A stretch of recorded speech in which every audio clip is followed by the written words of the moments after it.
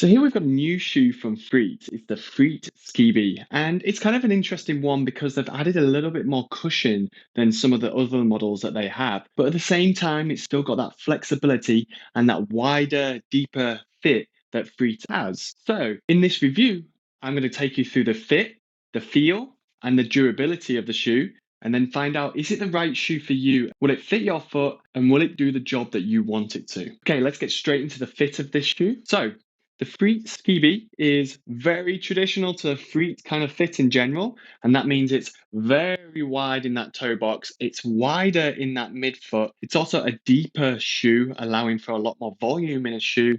And then it's a very relaxed heel. So I mentioned that this toe box is very wide, and you can see one of the major reasons why is because this big toe around here is very squared off, and that allows that big toe to splay out as much as possible to get that balance and stability all through your own foot. You can also see on this little toe side that there's a lot of room as well, so that splay is only enhanced. The midfoot of a Freet is always wider for me, and it's enhanced slightly because of this flexible upper, but at the same time, the base is wider as well. I've done measurement on Freet shoes before, and they are constantly measuring wider than other brands. So if you are a barefoot aficionado, then this could be one for you because your feet have probably grown over time and got wider and wider. You're likely looking for a shoe that's going to fit your foot a little better than the original barefoot shoes that you're wearing. So I mentioned this is a deep shoe. It's true to Freet all the time. If you have a shallow foot, basically meaning you don't have much depth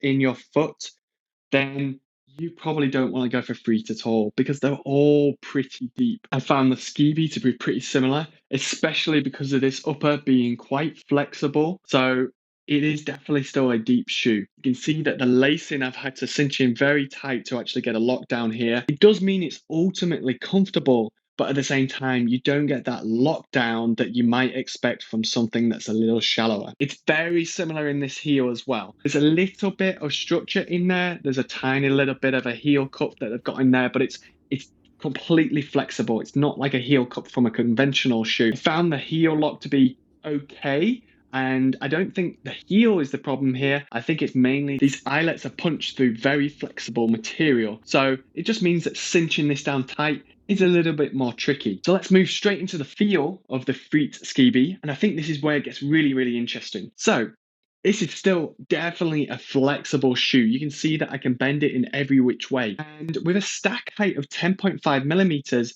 that's kind of nice to have. You do have a little cushion under there, but you still maintain that flexibility like a barefoot shoe does. And I was kind of looking at this shoe to be a contender or an alternative at least for the Escalante Racer. This is the Racer 2, and I know that some people have been a bit disappointed because it has stiffened up compared to the Racer 1. So the Racer 1 was very flexible and also it had a very flexible upper. This Skeeby does too. Yes, it's about 10 millimeters lower in stack height than the Racer, but it gives that kind of slightly cushioned, flexible feel that some people may be yearning for, which is kind of interesting. I will say that this is likely a more casual shoe for most people. I did run in this quite a bit. I tried to get as much mileage in it, but in the end, I found that the lockdown just was not quite tight enough for me to be confident, especially when going for intervals and tempo runs. If it was just your casual option that you go for the occasional run,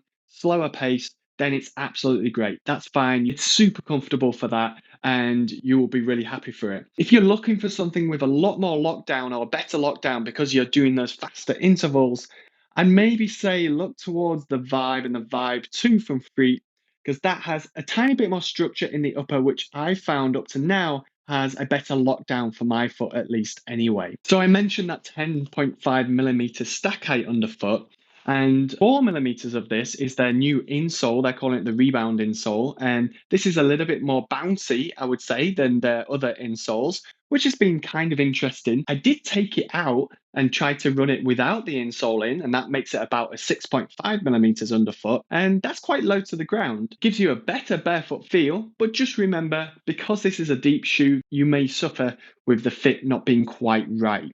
So this outsole, it's a complete natural rubber outsole, and you can see there's a little bit of wear through here already, but in terms of grip, It felt okay on most wet pavements and dry pavements. So a couple of other things to note is it's a more of a rounded heel. You see a lot of conventional shoes, they often square off their outsoles, which kind of forces your foot or your ankle into a certain movement pattern. This is a rounded outsole here, and it's supposed to mimic the roundedness of the bottom of your foot instead. So it's trying to mimic that natural motion as much as possible. Some people like this, some people don't like this. Otherwise, this is around 265 grams per shoe in a US size 9. And while that's not the lightest option, it's also not a heavyweight one either. And the reason why it is that little bit heavier is this outsole. It's a full rubber outsole all the way through.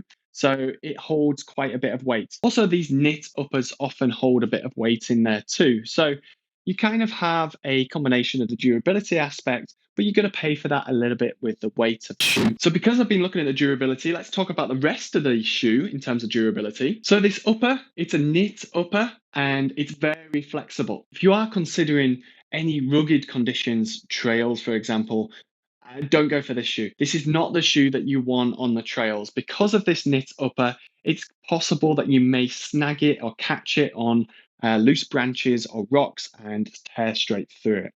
But on the other hand, if you're in that casual situation, then this is a nice, breathable, flexible upper. So if you're walking around town or you're just going on a gentle run, then it provides that flexibility and that breathability that you probably are looking for. One concern I have about the durability is these eyelets. These are punched straight through the knitted upper, and if you're trying to tighten these laces down super tight, then it's pulling against the weave. And over time, I can see these actually stretching out a little bit and even possibly ripping through. So I would say if you don't have a great fit over the top of the foot, then maybe look for something else because this will only get looser over time. Other aspects like the heel, like I said, there is a heel cup in here, which just protects the rear of the shoe a little bit. And that's good because you may have a little bit of movement in there as you do with most shoes. So you want to protect that material behind the heel there so it doesn't wear too quickly. I think ultimately it's going to come down to this outsole. This rubber will wear down probably first, probably before the upper.